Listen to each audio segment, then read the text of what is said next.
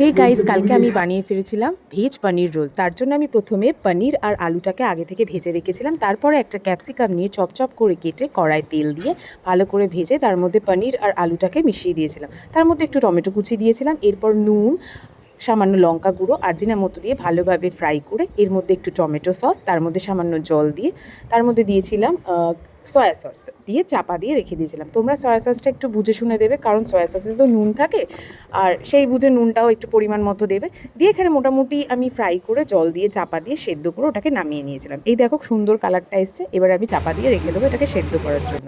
তারপরে দেখবে একটা সুন্দর স্মেলওয়ালা কালার আসবে। এরপরে বলি রোলটা কী করে বানিয়েছিলাম। রোলটার জন্য আমি প্রথমে ময়দা, তার মধ্যে অল্প খাবার সোডা, সুজি, চিনি, নুন, গরম জল দিয়ে আগে থেকে 1 ঘন্টা মেখে মণ্ড বানিয়ে রেখেছিলাম। একটু মোটা করে তোমরা মণ্ড বানাবে, কারণ পরোটার রোলটা যেন মানে রোলের পরোটাটা যেন একটু মোটা মোটা হয়।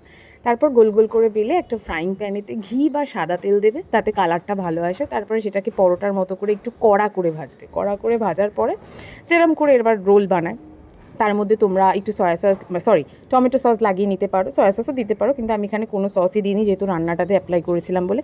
এবার গাজর কুচি, টমেটো কুচি, পেঁয়াজও দিতে পারো যারা আর কি ননভেজ খাও। দেখো আমার রেডি হয়ে গেছে রেসিপি। চলো টাটা।